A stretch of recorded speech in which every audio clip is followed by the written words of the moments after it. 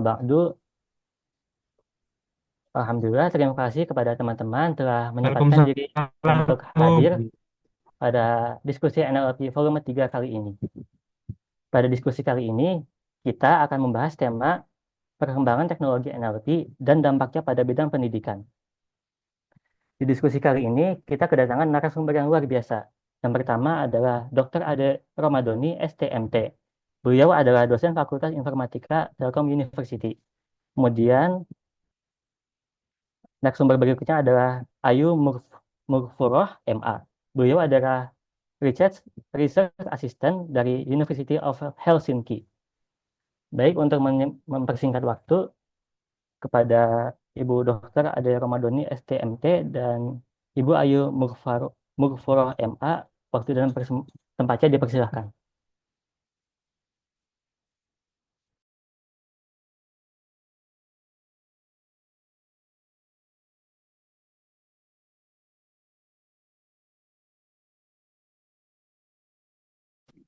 Halo, bisa dengar suara saya nggak? Terdengar, Ibu? Bisa Bu, bisa. Halo, kedengaran nggak? Bisa Bu.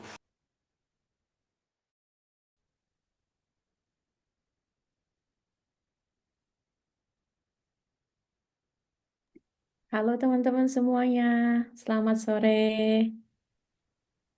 Selamat sore. Sore, Ibu. Sore Bu. Selamat sore. Sore, Bu. Sore, Bu. Well, I wasn't expect this much, so I was shocked. Like 600 people, like ha like okay. So I'm a little bit nervous, so beg my pardon. So Teh Adi silahkan. How this gonna be going on? Like who's first?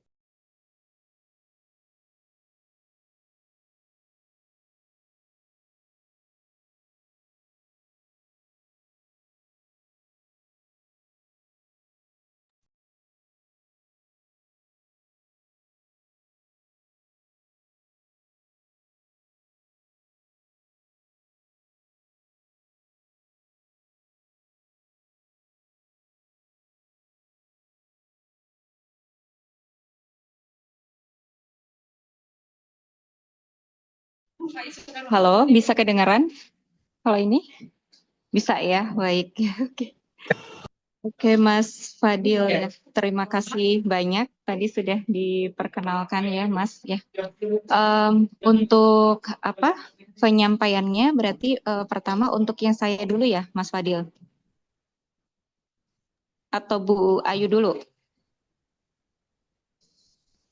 Kalau tadi dari Pak Arif sih katanya bersamaan, Ibu. Kenapa? Kalau dari Pak Arif tadi.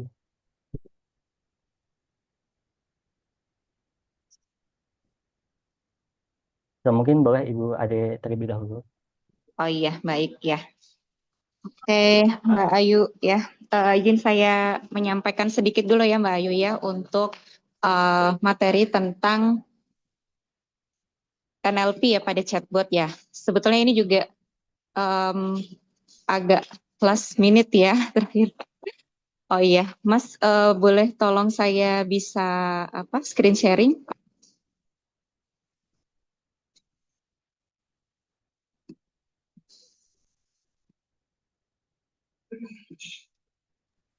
Bisa, Bu. Oke, sebentar. Sorry, yang satu lagi. Yang satu lagi itu ada saya ada dua. Saya ada dua, yang satu lagi. Ya, sudah, Bu.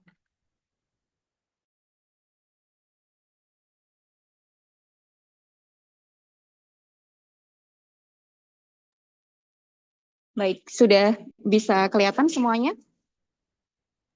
Lihat, Bu. Ya, Bu. Terlihat ya. Baik, terima kasih. Selamat sore. Assalamualaikum warahmatullahi wabarakatuh.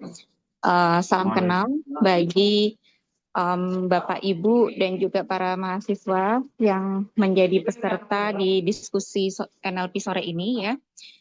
Untuk topik yang disampaikan di sore ini itu sebenarnya tentang teknologi NLP ya atau aplikasi NLP yang dikaitkan dengan penerapannya pada dunia pendidikan. Nah, terima kasih banyak Mbak Ayu sudah berkenan untuk join supaya nanti dapat membantu kita semua di sini, dosen dan juga mahasiswa mayoritas dari bidang ilmu informatika atau computer science untuk bisa memahami bagaimana dampaknya ya dari sisi penerapan pada dunia pendidikan. Nah, untuk yang topik yang saya sampaikan dulu di awal, ini karena nanti Mbak Ayu akan banyak mengulas ya tentang dampak penggunaan ChatGPT pada dunia pendidikan. Maka untuk aplikasi NLP-nya di sini saya akan lebih spesifik pada chatbot ya atau sistem dialog. Dan kenapa cukup spesifik juga dan nanti mungkin juga tidak akan terlalu banyak untuk level teknis karena di sini mayoritas juga mahasiswa yang berada di tahun kedua ya untuk mengambil mata kuliah etika dalam AI ya. Baik. Jadi sekilas topik yang akan kita diskusikan ya di sore ini kaitan antara NLP, pemrosesan bahasa alami dan chatbot, kemudian text similarity pada chatbot, lalu pengenalan entitas atau name entity recognition, dan yang terakhir pemanfaatan large language model pada chatbot. Karena mengingat waktunya nggak terlalu banyak juga, jadi mungkin nanti untuk yang detail ya bisa teman-teman mahasiswa semua untuk bisa peroleh pada mata kuliah terkait ya, ada NLP dan nanti mungkin di mata kuliah yang lain juga sudah memperoleh informasi tentang artificial intelligence atau machine learning ya. Nah, pertama tentang NLP sendiri ya. NLP sendiri tujuan ultimate-nya atau dream-nya ya kalau bisa dibilang itu adalah supaya bisa membuat bahasa manusia itu dapat dimengerti oleh komputer ya.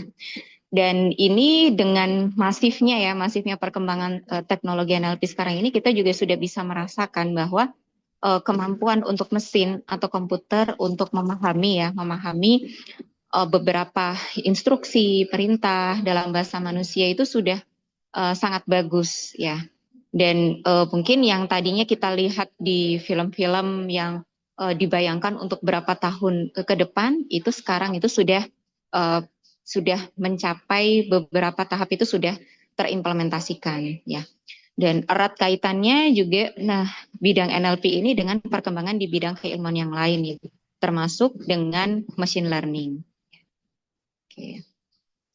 Kemudian kita akan melihat ya tentang sistem dialog dan chatbot ya. Istilah yang kita kenal mungkin lebih banyak atau lebih familiar kita mendengar chatbot ya. Tapi apa sebetulnya sih chatbot itu ya? Nah, kita berangkatnya dari apa yang disebut sebagai task dulu ya biasanya ya. Dimana kalau misalnya kita ngobrol dengan chatbot itu kan kita melakukan dialog ya artinya. Apa yang disebut sebagai sistem dialog, yaitu sistem yang memfasilitasi percakapan dengan pengguna untuk mencapai tujuan tertentu. Jadi ada sebuah tujuannya. Contoh apa nih? Misalnya kita ingin mempelajari lebih lanjut tentang sebuah istilah ya. Misalkan saya ingin tahu tentang istilah large language model ya. Maka tujuan kita berinteraksi, bercakap-cakap dengan chatbot adalah untuk mendapatkan informasi tentang large language model tersebut. Nah, kemudian kalau lebih istilah chatbot itu apa definisinya atau artinya ya?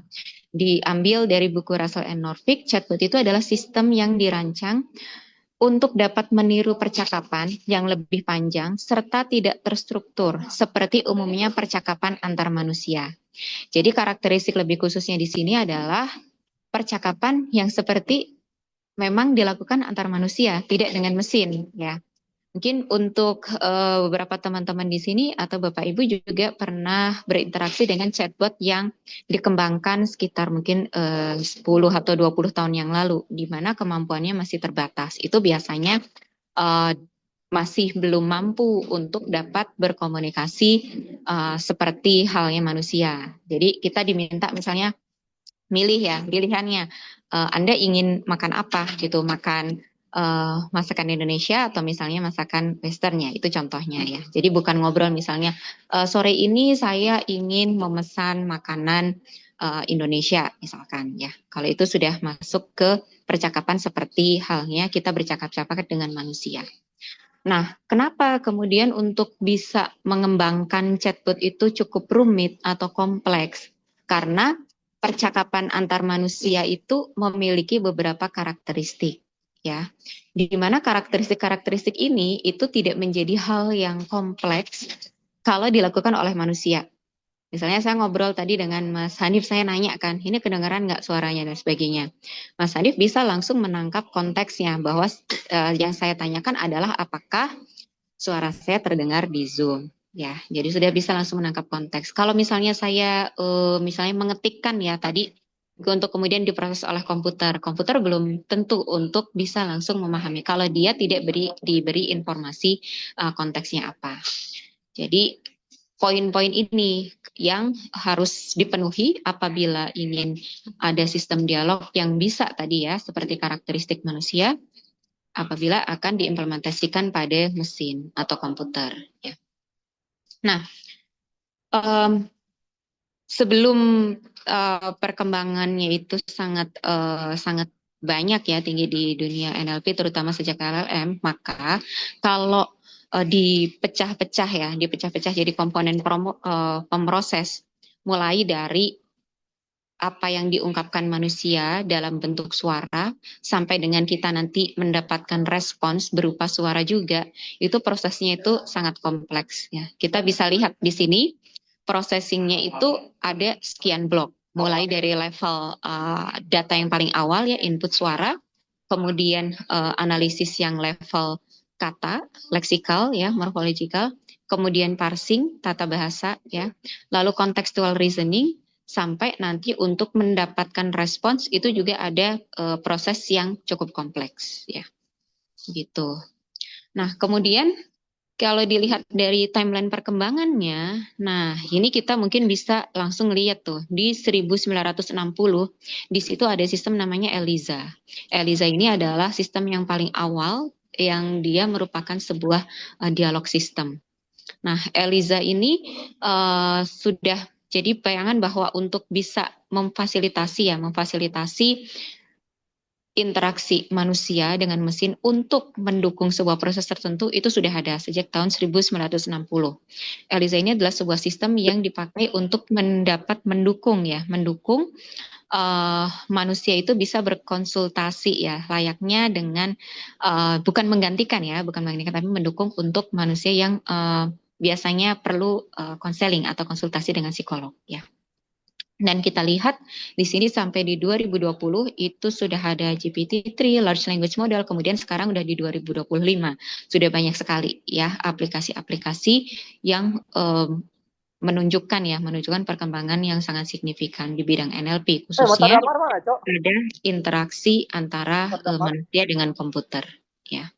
Oke. Nah, jadi kalau istilah lebih teknisnya lagi untuk dapat membuat sebuah sistem chatbot itu bekerja, itu sub bidangnya itu adalah natural language understanding dan natural language generation.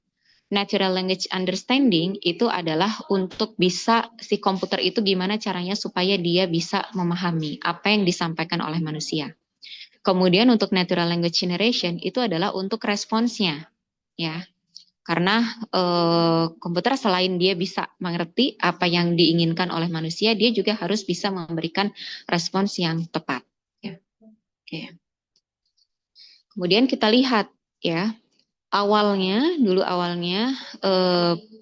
untuk framework chatbot ini sebagai sebuah dialog sistem, ini berlaku yang disebut sebagai frame system. Ya, jadi domainnya terbatas ya, kemudian kita lihat di sini perlu didefinisikan field ya atau atribut apa saja ya. Contoh di sini adalah chatbot yang bisa membantu informasi tentang jadwal penerbangan ya, jadwal penerbangan dari mana ke mana, pukul berapa. Ya, kita bisa lihat di sini sudah melibatkan untuk yang pengenalan suara ya, ASR. Kemudian di sini ada yang disebut sebagai dialog state tracker. Apa gunanya? Di sini untuk bisa mendeteksi ya usernya, pengguna yang ingin berbicara itu dia sedang berada pada state apa? Apakah state sedang menanyakan tentang jadwal untuk penerbangan keberangkatan dan lain sebagainya. Mulai dari greeting bahkan ya, greeting sampai nanti ke finish ya. Oke, di sini ada blok untuk yang natural language understanding ya di atas di awal, dan nanti sebelum memberikan respons itu adalah natural language generation ya. Oke. Kemudian, nah ini yang menjadi tantangan ya awal dulu di perkembangannya ya. Kayaknya kenapa perkembangan awalnya itu dimulai dari domain yang sempit dulu ya, yang cukup spesifik. Karena dengan domain yang spesifik, maka kita bisa mendefinisikan secara lebih tepat ya atau akurat. Contoh misalnya kita ingin membangun chatbot untuk membantu kita punya usaha misalnya delivery atau ini usaha catering ya, misalnya usaha catering. Kemudian kita akan menyediakan fasilitas ya chatbot untuk bisa menangkap customer yang akan melakukan pemesanan ya atau dia mau order. Nah, pertama yang perlu kita lakukan adalah ya mengenali maksud pesan yang masuk dari pengguna atau intent identification. Ini si customernya mau ngapain?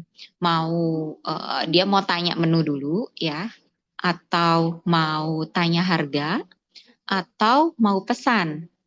Nah, pendekatan yang paling sederhananya itu adalah dengan menganalisis dari teksnya itu sendiri ya, yaitu di sini salah satunya adalah dengan regular expression. Nah, jadi contoh di sini kan untuk mengenali intent bahwa misalnya usernya pengen untuk set alarm.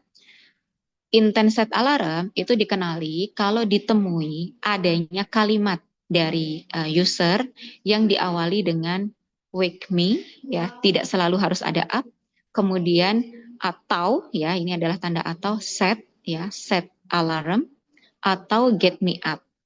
Jadi kalau komputernya itu mengenali ada pola-pola string seperti ini, dia akan mengidentifikasi bahwa oh ini artinya user ingin melakukan set alarm. Ya, gitu. Nah, kelebihannya apa? Kelebihannya cukup sederhana ya melalui tadi pengenalan stringnya. Kekurangannya apa? Kekurangannya tentu akan sangat banyak nanti yang harus didefinisikan, plus mungkin akan kaku ya, kurang fleksibel untuk bisa menangkap semua pola string atau teks yang mungkin ya. Itu kekurangannya. Oke, nah ini contoh penerapan aturan ya pada ELIZA. Jadi pada ELIZA itu juga dilakukan metodenya itu adalah metode berbasis aturan ya. Oke. Nah, ini juga menjadi setelah tadi yang regular expression itu kan dia akan mengidentifikasi berdasarkan string kan. Nah, kemudian untuk text similarity ya kita juga bisa menerapkan metode yang lain ya. Antara lain dengan cosine similarity. Contoh kalau misalnya usernya menyebutkan greeting yang awal ya hi, nanti kita akan bisa membuat si chatbot itu bisa mengenali juga bahwa hi itu mirip juga loh dengan kalau orang mengatakan halo, hello gitu ya, dan greetings yang lain ya.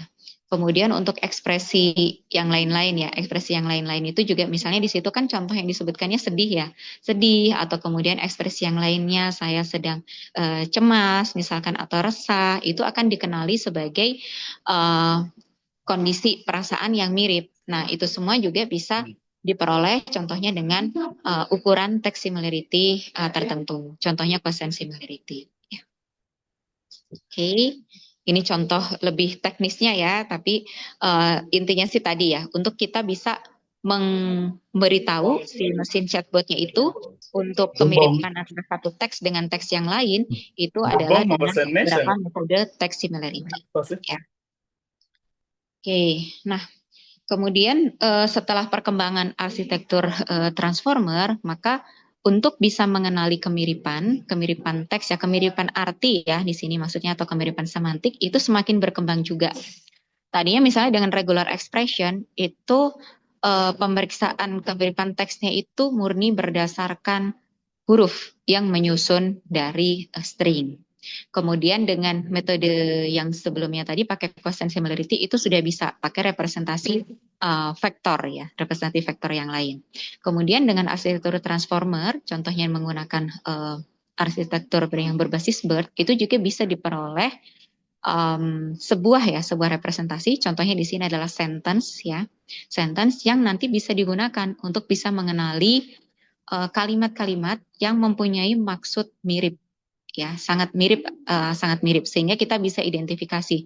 Oh, orang kalau mau nanya menu misalkan itu bisa pakai kalimat misalnya, mau lihat dong berapa harga makanan yang ada di toko ini misalkan ya, atau misalnya ada menu apa aja gitu. Nah, semuanya itu sebetulnya maksudnya adalah menanyakan menu ya.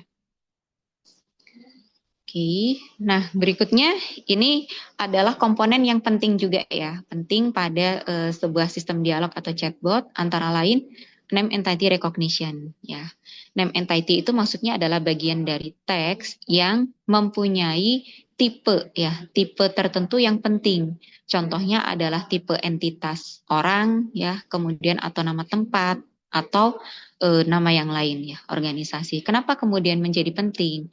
Karena biasanya pada saat orang berinteraksi dengan chatbot, dia membutuhkan jawaban tertentu, maka name entity inilah yang menjadi keyword atau kata kunci sebagai respons ya, sebagai respons dari chatbot yang akan sesuai untuk nanti diberikan kepada pengguna.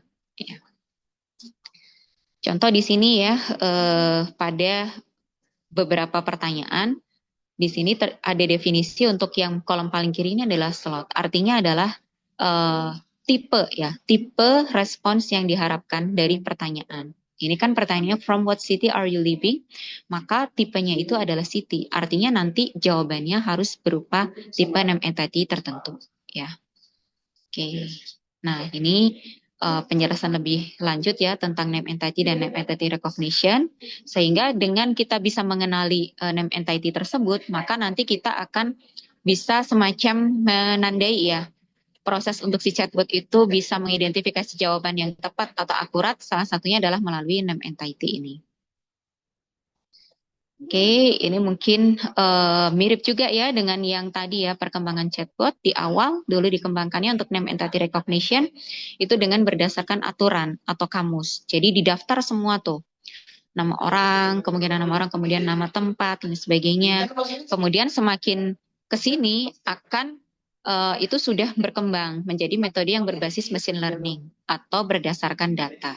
Ya. Oke. Nah, ini contoh lebih teknisnya ya, untuk gimana sih cara kerja untuk bisa membangun name entity recognition yang berbasis machine learning, ya, berbasis data untuk bisa dilakukan proses pembelajaran atau training. Oke, nah ini sekilas lagi tentang teks yang lebih banyak ya, lebih banyak digunakan pada teks-teks yang diaplikasikan pada chatbot saat ini ya. Sekarang mungkin udah sangat jarang kalau kita misalnya komunikasi dengan chatbot pakai bahasa yang formal, kita memakai bahasa informal. Nah, pada beberapa waktu lalu, beberapa tahun sebelumnya, sebelum metode arsitektur BERT itu cukup berkembang, maka untuk bisa memproses data dengan variasi yang sangat beragam, termasuk gaya bahasa yang informal, perlu dilakukan normalisasi teks ya. Jadi supaya apa? Supaya bentuknya seragam, mempermudah nanti proses selanjutnya, identifikasi yang tadi ya. Tapi sekarang kalau misalnya kita udah pakai metode yang representasi yang cukup advance dan dia dibangun dari dataset yang cukup besar, umumnya sudah bisa mengenali berbagai bentuk variasi. Jadi walaupun kita nulisnya ada beda-beda, sangat bervariasi atau ada salah typo sedikit, dia bisa mengenali ya. Nah, bagian yang paling terakhir, bagaimana ini respons chatbot yang diberikan oleh chatbot berdasarkan apa yang sudah diberikan oleh pengguna ya. Kenapa kemudian natural language generation itu juga sangat berkembang ya. Kebayang kalau misalnya chatbotnya itu hanya berdasarkan rule saja ya. Mungkin ya responnya seragam. Nanti mau nanya apapun yang intinya dia diidentifikasi tipe intentnya sama, itu responnya akan sama juga ya. Akan tetapi dengan berkembangnya natural language generation itu responnya bisa berbeda-beda. Termasuk juga memasukkan atribut-atribut tertentu. Misalnya dari yang melibatkan emosi ya, emotion, misalnya bisa memberikan semangat tadi ya, kalau misalnya ternyata usernya dia bilang sedang sedih, maka dia akan diberi kata-kata yang menghibur ya, contohnya begitu.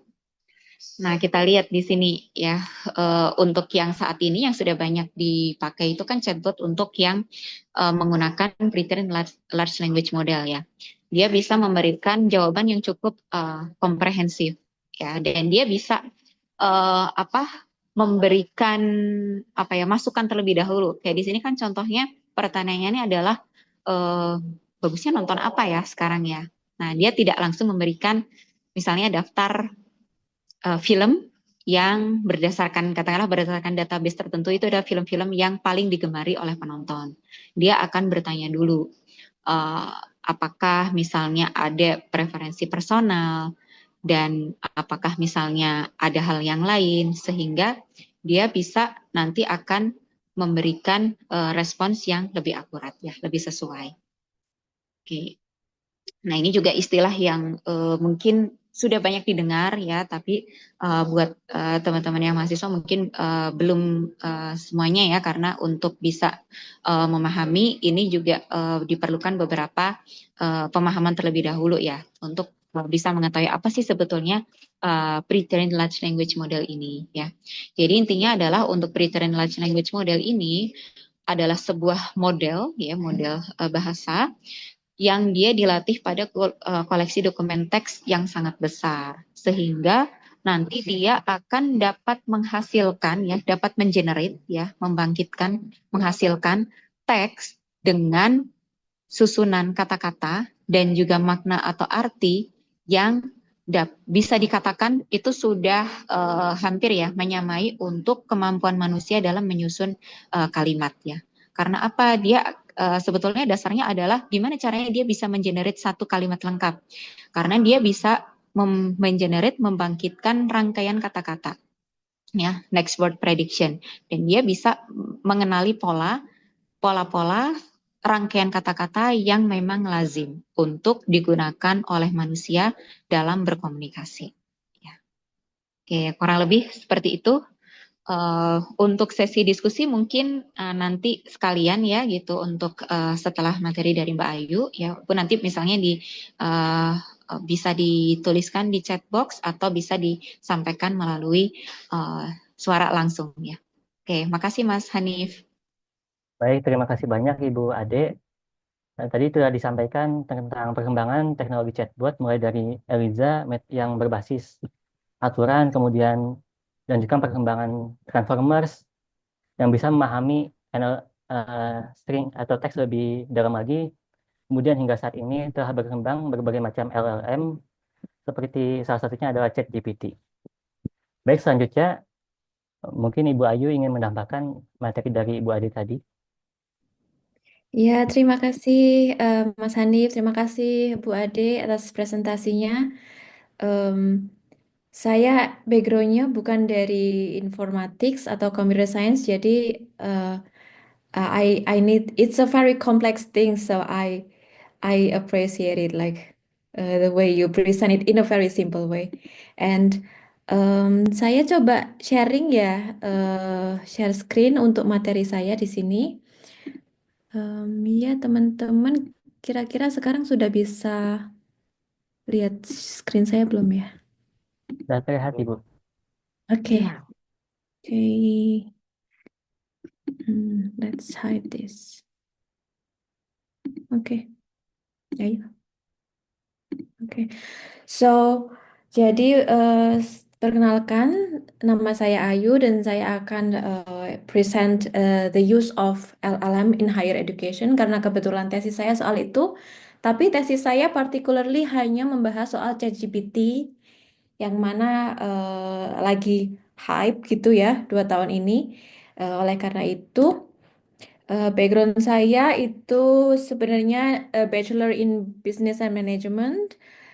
Lalu saya tapi lanjut di education and training karena most of the time I work as a teacher and content and curriculum developer di Cakap dan juga saya working in the consultancy project in Aalto University and University of Helsinki. Dan juga I just graduated a few months ago, baru Oktober saya baru lulus. Dan sekarang while transitioning my career in learning and development, I work as a visiting researcher, research assistant in one of the PhD project in AI education. It's a collaborative project between Department of Computer Science dan juga Faculty of Educational Science di University of Helsinki. Yeah, so to give you a little bit background, jadi ChatGPT ataupun semacamnya ya, jadi kayak LLM tools itu sangat di it's commonly used in Finland, either for teaching dan juga learning.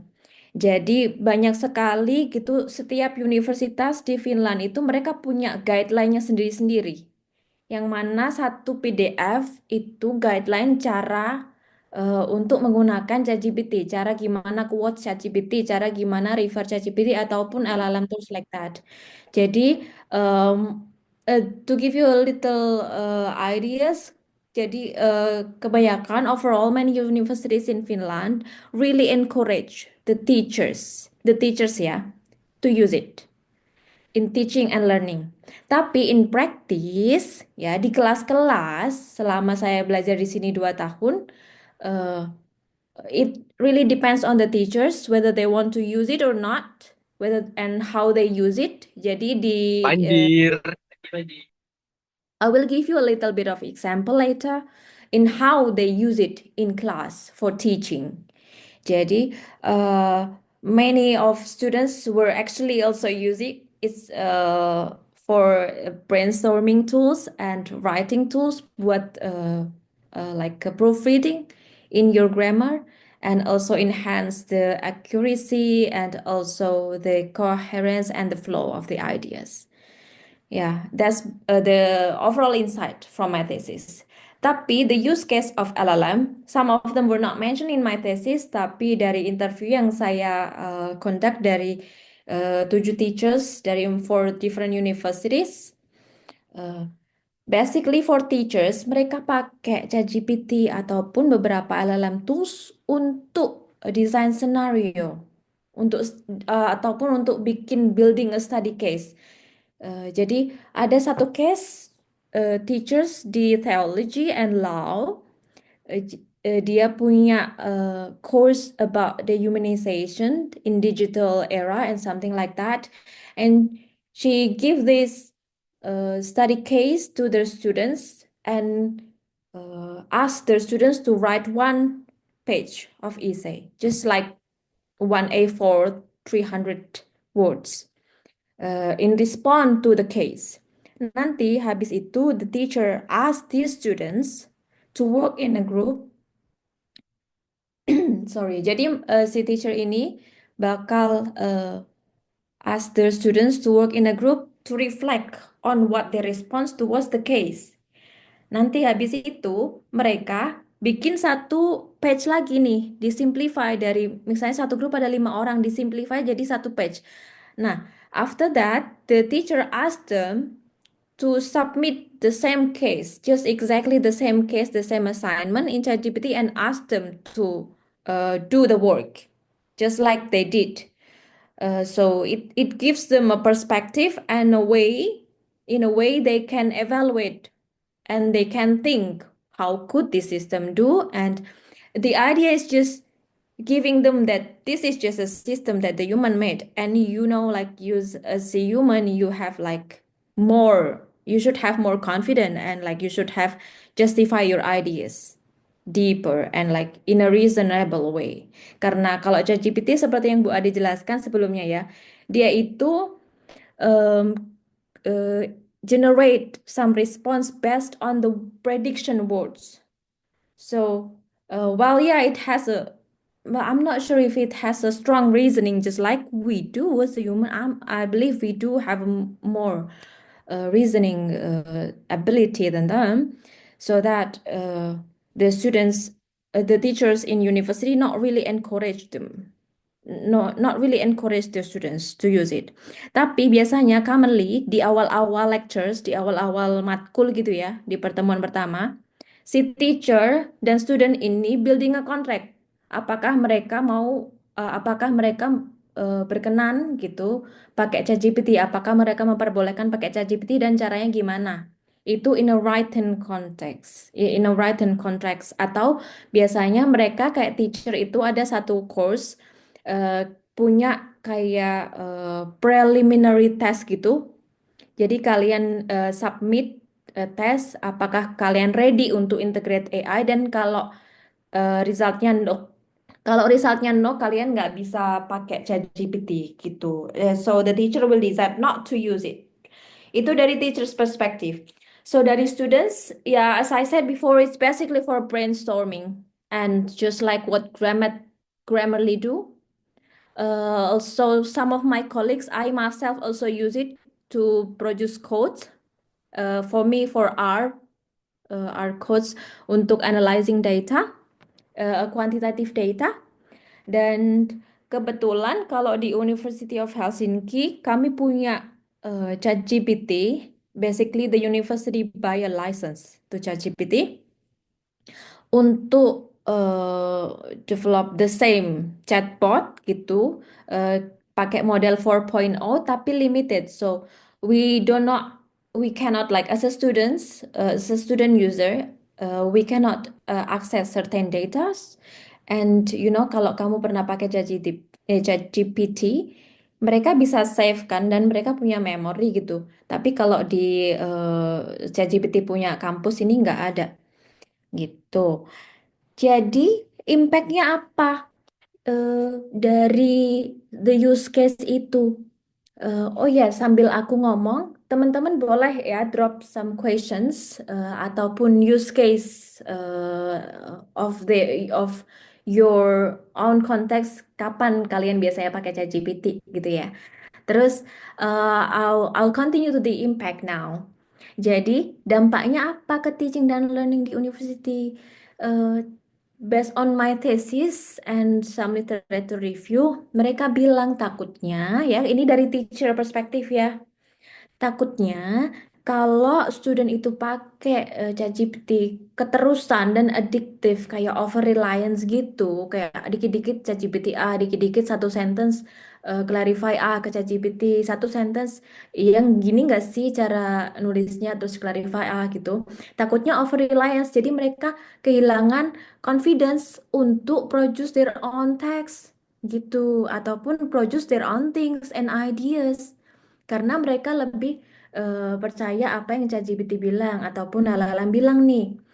Jadi hal-hal yang begini takutnya nanti leads ke behavior like cheating atau plagiarism, yang mana konten dari ChatGPT itu tak terlepas dari bias and also some discrimination. Dan oleh karena itu hal ini itu ya, jadi decrease trust between teacher dan students. Jadi kayak uh, trust and integrity ya, karena bahkan ya di Finnish education system yang mana terkenal kalau trust between teacher and student itu kayak very strongly mutually strong, but in fact, some of my participants, they said that they don't really trust either the system or the students.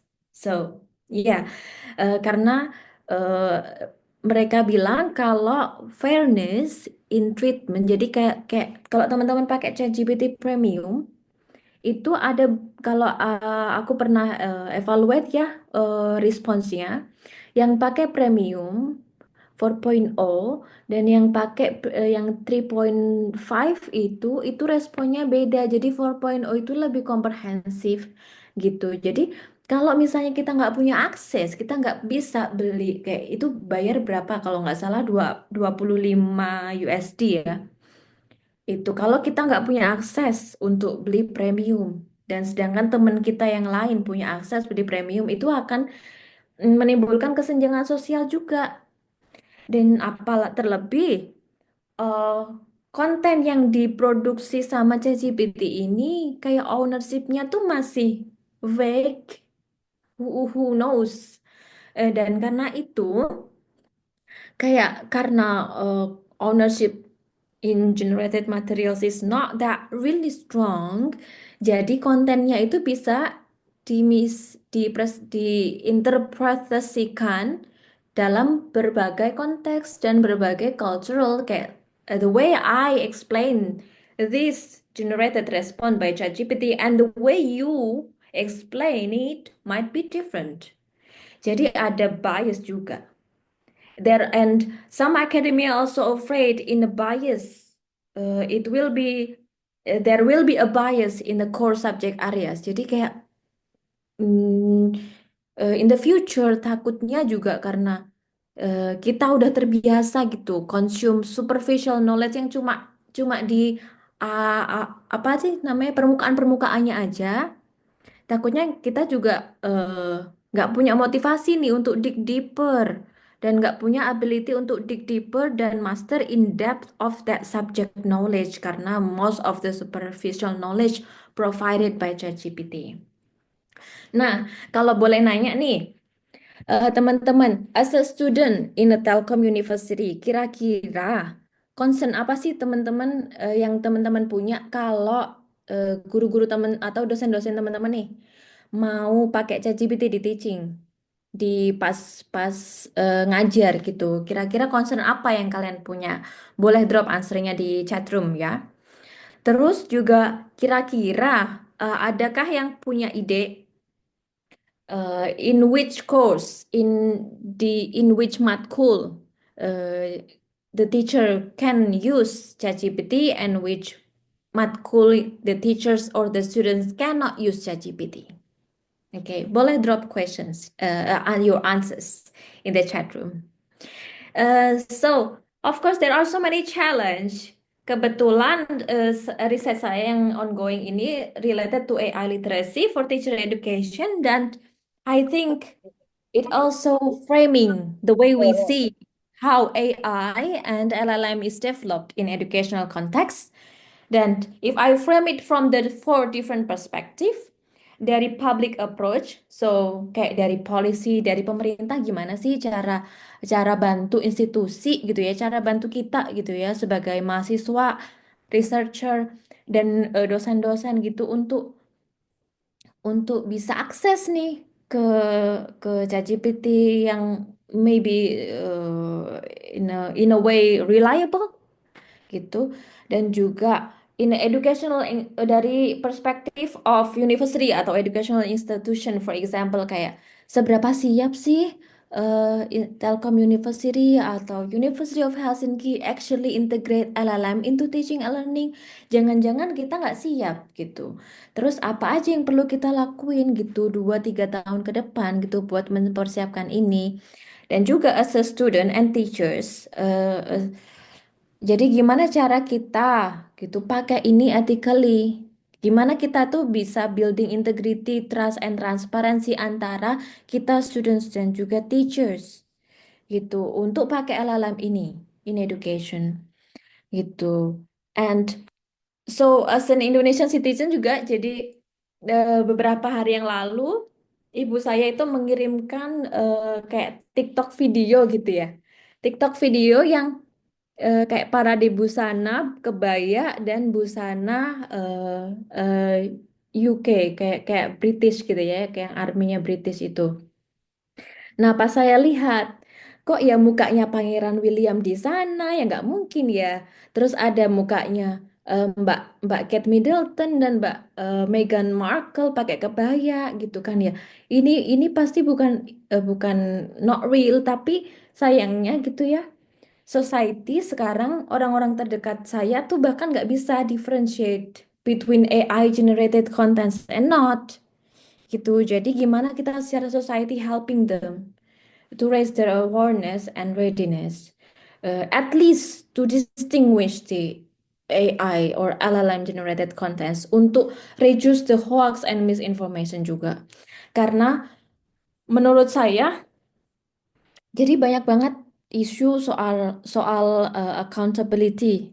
Jadi apapun yang diproduce oleh LLM tools gitu, itu kita kayak nggak bisa menyalahkan siapa ataupun nggak bisa kayak eh karena it's really from everybody's to nobody's responsibility. Siapa yang mau kita salahkan? It is not about mempermasalahkan itu, tapi kayak who's responsible for all those generated content?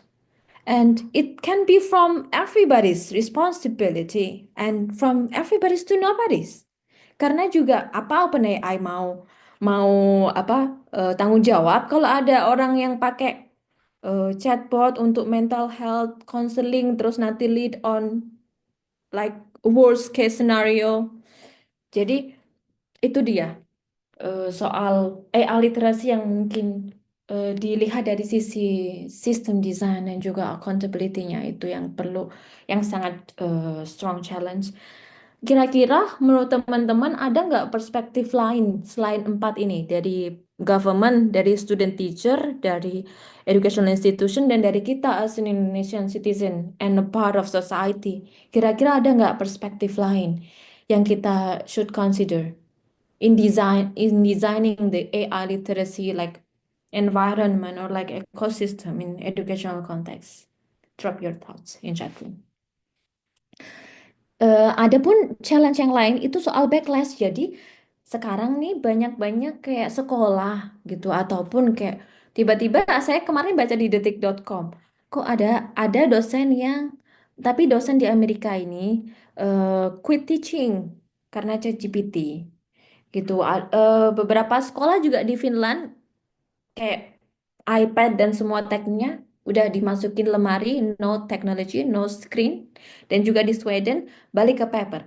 Adapun satu partisipan saya yang bilang, ya, beliau dosen di EdTech di Educational Technology, dan beliau bahkan balik ke eh, masa like the way or traditional way of like conducting an exam. Jadi di lecture terakhir beliau distribusiin kertas portofolio nih dan pensil.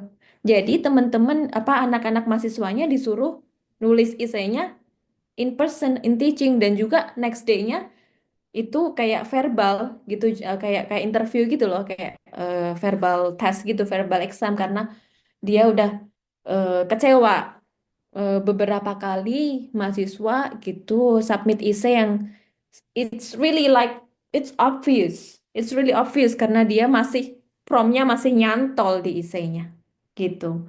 Itu sebelum ada guideline di university saya gitu. Terus ada satu teacher di Aalto University. Jadi Aalto University itu seperti teknologi the the the most advanced technology university in Finland. Em, itu beliau tidak ingin menggunakan eh, any LLM tools dan tidak akan memperbolehkan eh, the use of any of these tools during his lecture. Jadi, tapi karena memang ya kalau di computer science, beliau kebetulan ngajarnya di computer science field, eh, jadi examnya randomization, tapi beliau percaya kalau exam yang beliau desain ini nggak akan bisa terjawab oleh ChatGPT. So, but in fact, I'm not from a computer science background, so I have no idea about the exam.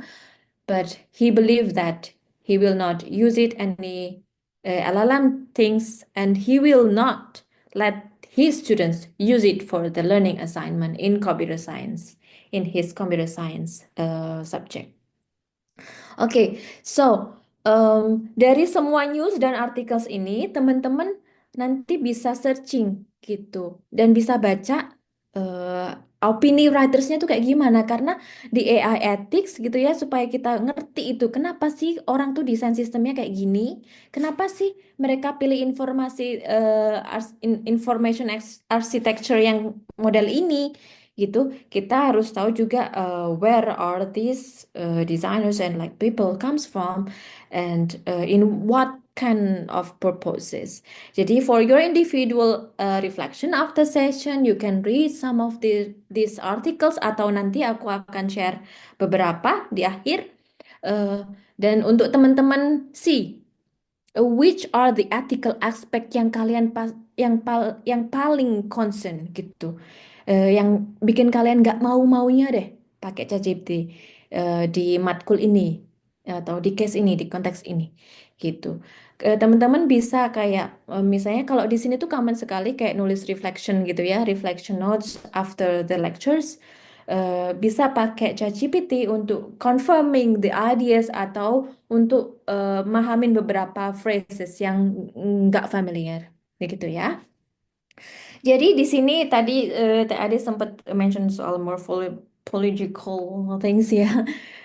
So this basically like the design of the future options. Gimana cara kita mau pakai AI atau LLM tools in the future? Jadi apakah kalau secara akses to data, apakah kita mau limited ataukah kita mau heavily regulated atau sporadic? So terus kalau kita mau implement LLM tools kayak universitas saya bikin kayak subscribe this ChatGPT for their teachers and students limited itu basically I think we use the primarily market based jadi the university paid for reduced price gitu with the heavily regulated way of the access of data karena kita nggak bisa cari tahu certain of data and information is very limited and the role of developers is basically like a subscription based the role of developers here is like the system design and I will explain more about the developers as a researcher later in the end. And also we can see the role of teachers. Di mana nanti teachers? In this paper, there is no way of replacement. Well, I believe that teacher will never replace. LLM will never replace, sorry. LLM will never replace the role of teachers. But there are more and more research, ya. Jadi trennya akhir-akhir ini di HCI dan juga di EdTech AI Education tuh banyak banget riset soal human AI collaboration in learning gitu. Yang pakai multimodal data. Jadi mereka assess dari clicking kita, dari jari kita, dari pakai neuroscience juga gitu. Basically to learn how to learn. Yes.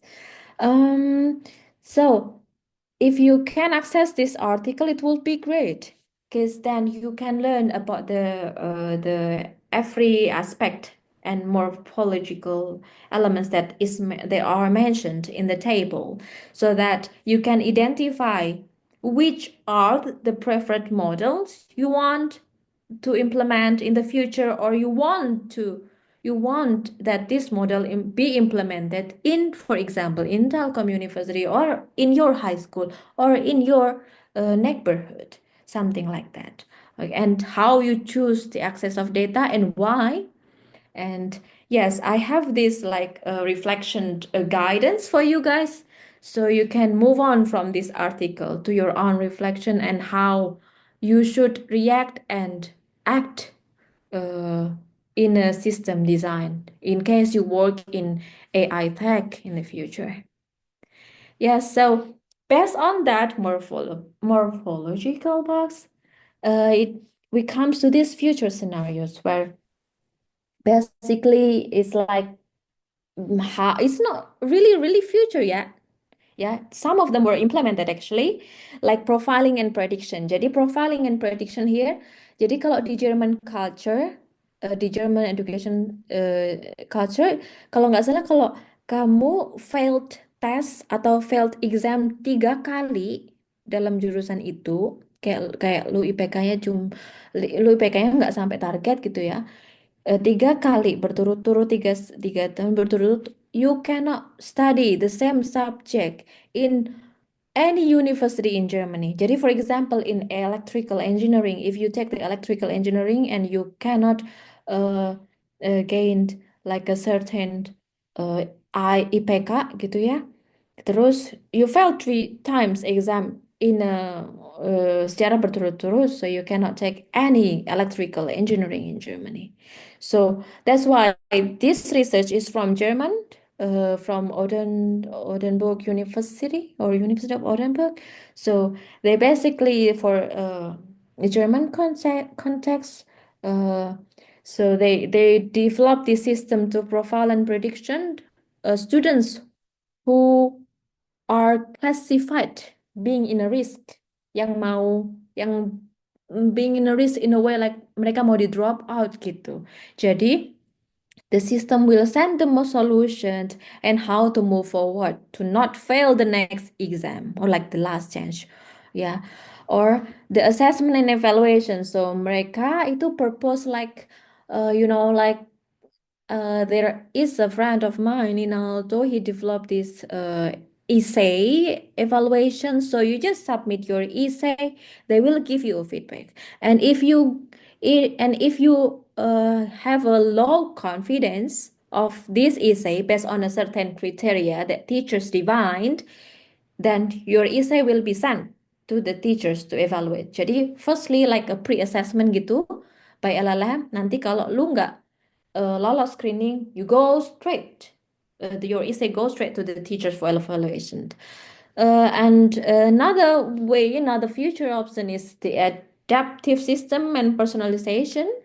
It's like LMS, basically like learning management system.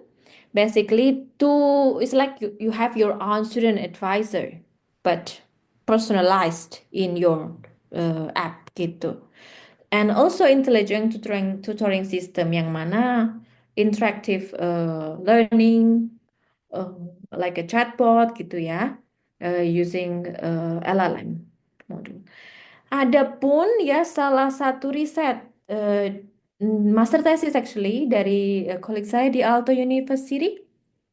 Beliau itu nulis soal fluid interface and fixed pattern yang beliau temukan dari LLM behavior di educational context. Di educational context here means like kayak mentoring and mentees gitu, mentoring. Jadi si students ini punya dialog sama ChatGPT, Dele dan Lama ya kalau nggak salah, pokoknya 3 sistem dan dia testing nih.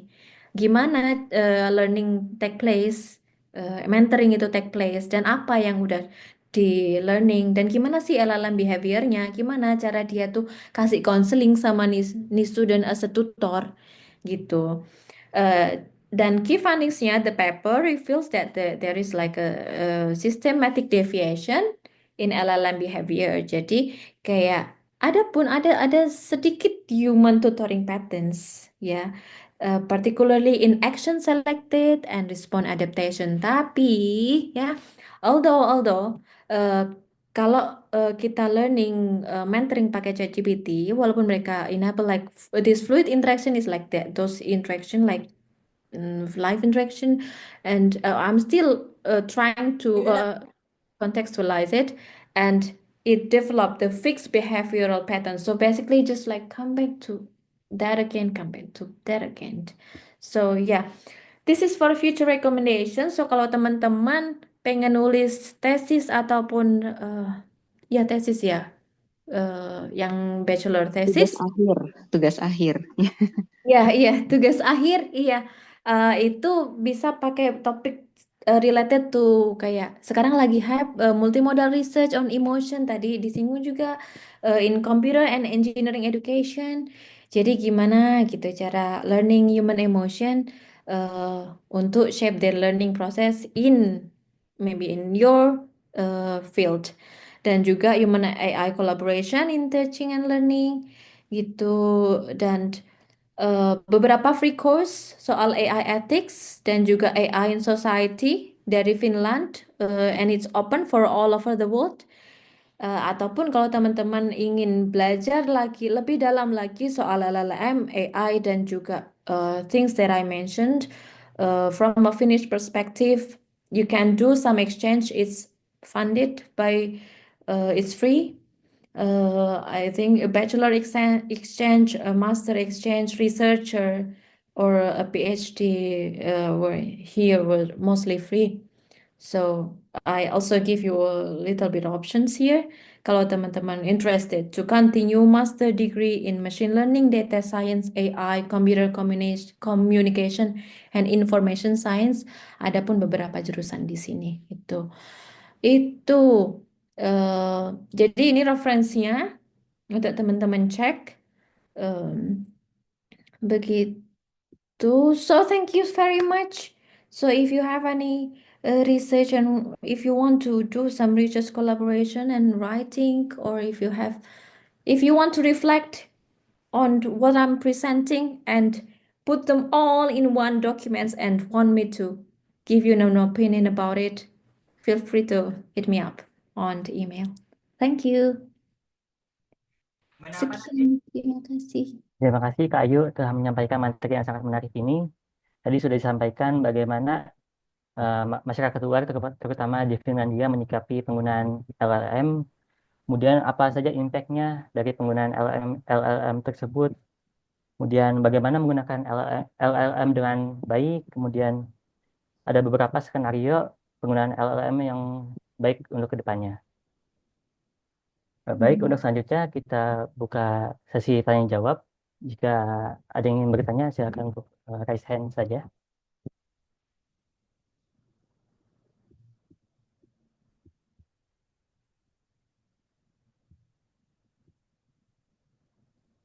Itu tadi udah ada beberapa yang nulis di chat room yang pertanyaannya dari Mbak Ayu. Beberapa responsnya.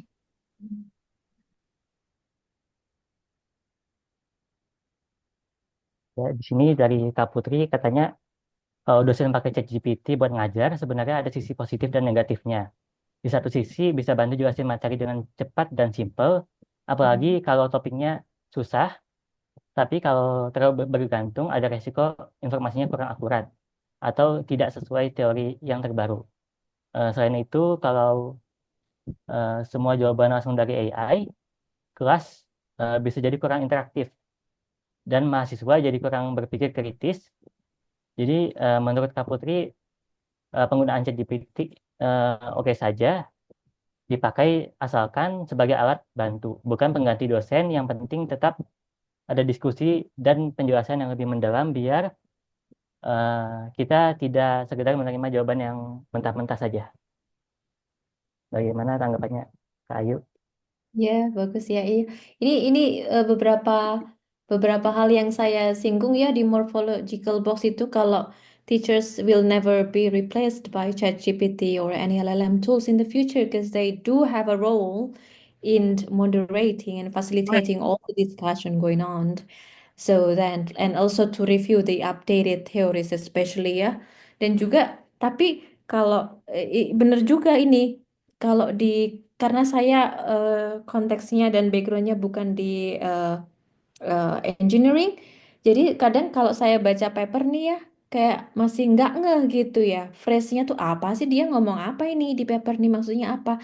Kadang saya juga copy paste nih di ChatGPT, biar saya nggak ngah-ngoh gitu, dan agak paham gitu, apa sih apa sih maksud phrase ini gitu, ataupun kayak untuk beberapa unfamiliar phrases itu juga penting, apalagi kalau kita bukan native speaker ya.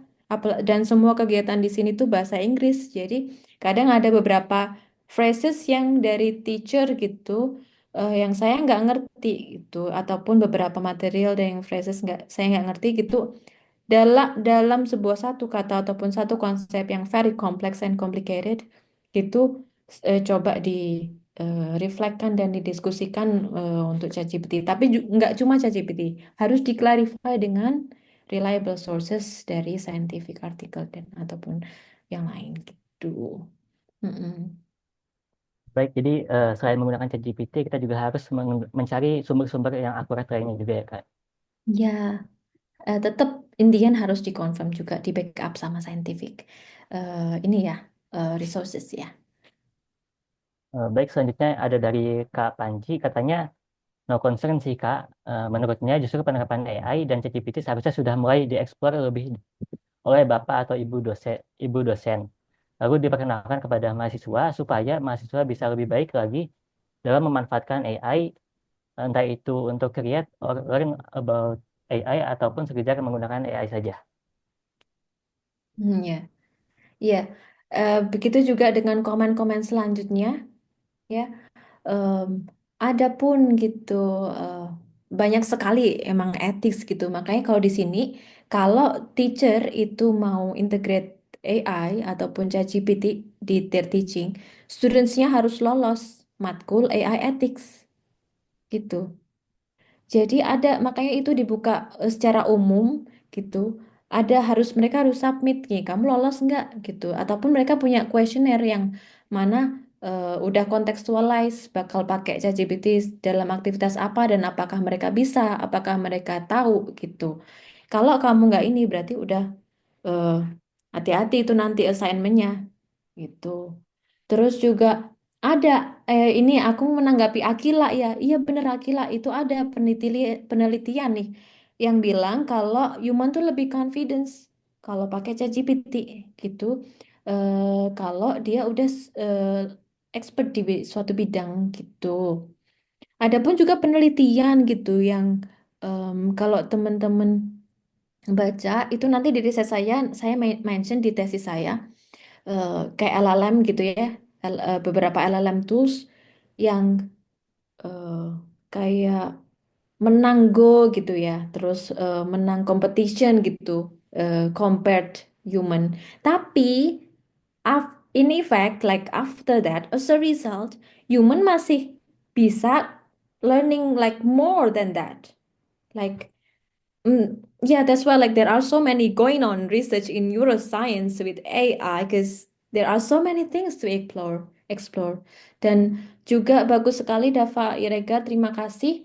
Kalau emang industrial workforce di AI gitu kayak rekrutmen ya pakai AI gitu. Terus yang kita yang misalnya yang immigrants ataupun orang yang ini tentu didiskriminasi itu juga penting ya dari perspektif itu.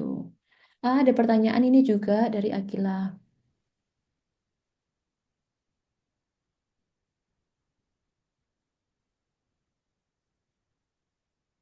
Meningkatkan efisiensi kerjanya. Iya benar. Iya, iya oleh karena itu Akila. Jadi Akila ini tanya soal apakah pemanfaatan LLM itu sebenarnya baik atau enggak sih gitu. Karena ada kesenjangan ya apalagi kalau di Indonesia ya.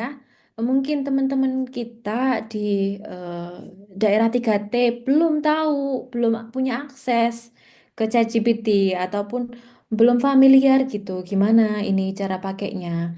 Terus jadi ada kesenjangan gitu yang mana menimbulkan accessibility dan yang nggak bisa secara instan gitu kita solve.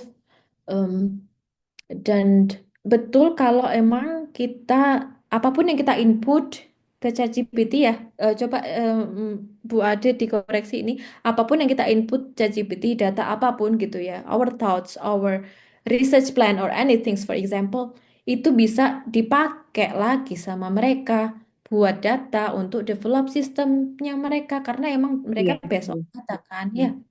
ya Bu ya. Dan Kecuali kecuali mungkin untuk yang versi ini ya, premium ya, ada term and condition. hmm. Eh, tapi saya pernah pakai ChatGPT yang mana settingannya itu tidak ada settingannya yang tidak mau di save responsnya. Jadi nggak ada historinya, nggak ada historinya. Iya ya seperti itu feature temporary. Ada Nanti yang temporary check. mhm, jadi nggak ada di history percakapannya gitu. Dan ada konsennya juga kalau pakai Pro itu. eh Ya harapannya juga saya ini juga lagi training beberapa guru SD gitu di daerah timur gitu soal pemanfaatan. ChatGPT untuk building lesson plan mereka sih gitu. Lebih ke brainstorming lesson plan beliau-beliau ini ya. Em, yang mana semoga aja juga membantu gitu ya perkembangan di daerah-daerah 3T. Em, terus Dava juga tanya ini soal how do I think of AI will evolve in education over the next 5 to 10 years? Okay, that's a good question. I consider 5 years is not a long term, maybe 10. Jadi maybe not a big significant change in 5 years, I would say.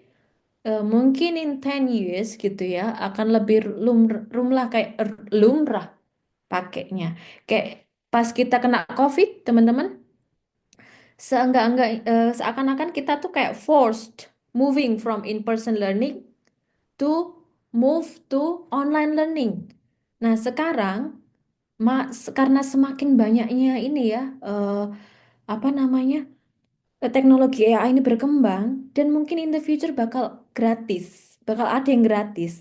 Karena takutnya nanti bakal ada sebuah culture baru yang mana orang-orang akan rely ke AI gitu takutnya ya in educational context especially soal learning assignment apalagi ya soal essay. Jadi I would say in 10 years maybe there will be a culture or like people will be more open and hopefully more critical to use AI or LLM tools, hopefully. Uh, and we as a society, we have time to prepare for that. Dan at least dari orang-orang terdekat kita, uh, jadi mungkin akan evolve in a way, in a shape, the learning ecosystem in 10 years, especially in delivering the materials and assessment. Mhm. But not in all subject. Yeah, maybe in a social science, I would say. Mhm.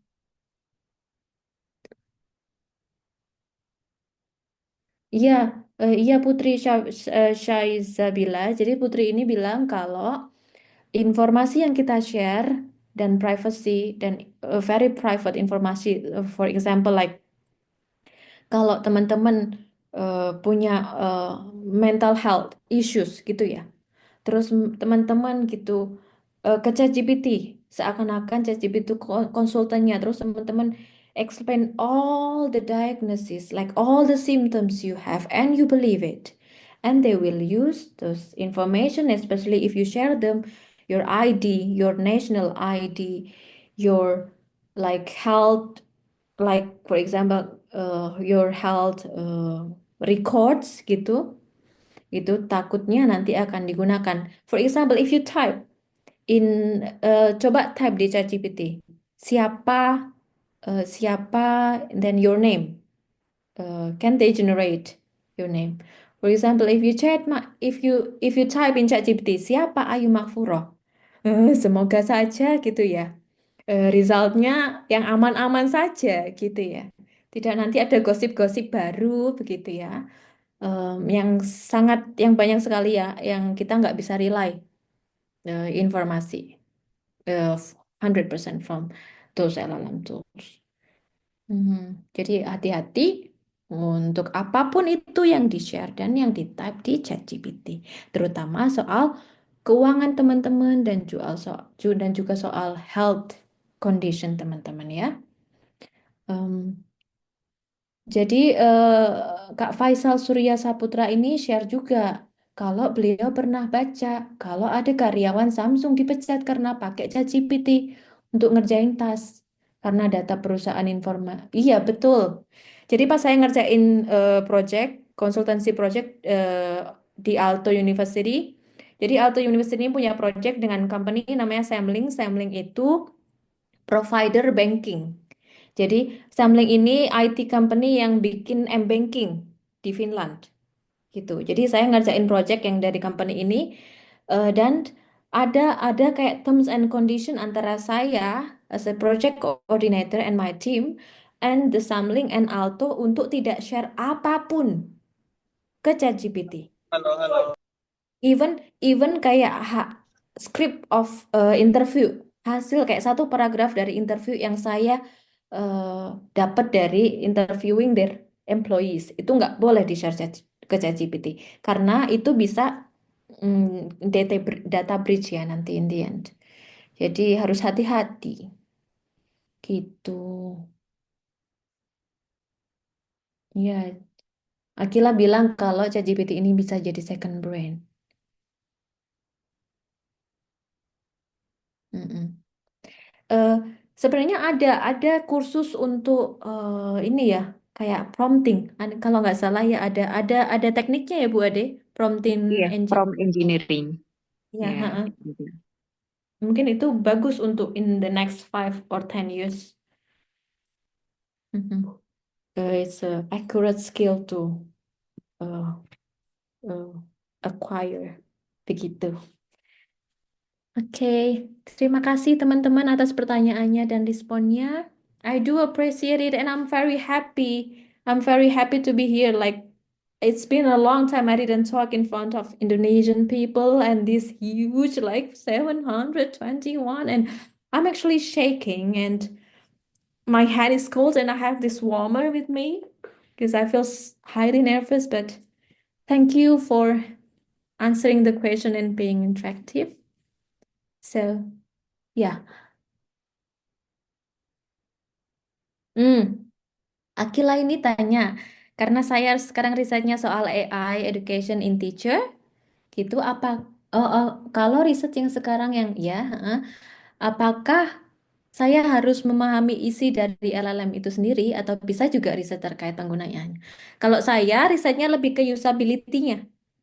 Iya, jadi karena saya belajar UX design juga, minor saya, jadi saya lebih ke usability case-nya aja yang teacher pakai. Jadi datanya itu kami dapat dari teacher response. Jadi it's like an online course, AI literacy for teacher education. It's like online course yang mana kami dapat datanya dari hasil learning assignment mereka dan kita belajar usability-nya gimana yang nanti draw kurikulum national kurikulum di sini gimana gitu. Tapi saya juga eh, susah payah memahami kayak infrastructure LLM dari yang cukup kompleks itu yang kayak Bu Ade jelaskan kayak dari structure datanya dari transformer data terus dari NLP yang ya yang structure is very complex. Jadi saya masih struggle. Cuma menurut saya itu butuh gitu untuk tahu the idea of the system, why this system behave like this and why we as a human behave like this and what should we do to help. Yeah. So it's still necessary. If you move to human AI interaction field, it's still necessary to learn the system design and infrastructure. Mhm. Menurut Bu Ade gimana? Iya, betul sekali tadi yang dibilangnya. Memang sekarang pun cukup banyak ya riset di bidang yang intersection tadi ya yang dibilang ya human and AI begitu. Ya. Dan tentu ada porsinya juga ya, porsinya misalnya seberapa dalam pemahamannya. Tentu misalnya untuk yang orang dari computer science atau AI itu lebih kepada technical, tapi kita juga tidak dapat mengabaikan ya tadi ya tentang ethics-nya. Ya. Ya, I think sekarang research di field ini yang soal human computer science atau human AI collaboration kebanyakan it's a very interdisciplinary team. Bahkan di tim saya ada yang backgroundnya dari water, dari geology, tapi ya it helps. It helps karena research itu kan kolaboratif project ya teman-teman. Kalau teman-teman mau karirnya ke akademia nanti itu mungkin teman-teman tuh benefit banget udah di Telkom University dan learning this field is very beneficial hopefully in the future untuk berada di interdisciplinary team. Jadi itu juga skill yang penting juga interdisciplinary skill itu. Collaboration and communication juga gitu. Ada saatnya kita being generalist untuk mengetahui sesuatu dan juga ada saatnya kita being a specialist in the field. Em, saya saya ingat gitu ya ada salah satu lecture yang saya pernah join beliau bilang takutnya kalau in the future nih ya orang makin marak pakai LLM, bakal nggak ada orang yang expert di bidangnya. Karena mereka cuma cuma suka consume knowledge yang superficial aja, cuma di permukaan doang gitu, nggak mau in depth gitu. Takutnya itu. Nah, itu yang perlu jadi concern kita juga sekarang. Gimana kita tuh mastering suatu hal yang kita suka, yang kita tekuni gitu, supaya kita bisa jadi expert gitu di hal yang kita passionate about, tapi juga bisa jadi generalis untuk collaborative approach in a team begitu menurut saya. Terima kasih juga Akila dan teman-teman. Terima kasih Bu Ade diberi kesempatan untuk sharing sama teman-teman di Telkom. Sekilas info, jadi saya sebetulnya belum pernah ketemu langsung ya dengan Mbak Ayu, dan ketemu langsungnya itu saya baca tesisnya Mbak Ayu gitu. Terus saya langsung ngerasa kayaknya ini topik yang sangat menarik ya begitu, karena kan ya tadi seperti disampaikan Mbak Ayu, di masa sekarang ini hampir nggak bisa ya saling lepas antara satu bidang keilmuan dengan bidang keilmuan yang lain.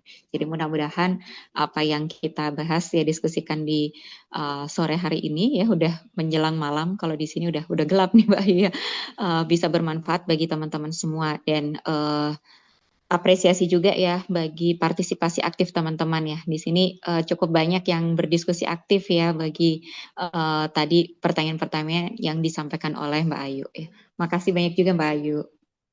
Terima kasih sama-sama Ibu dan teman-teman.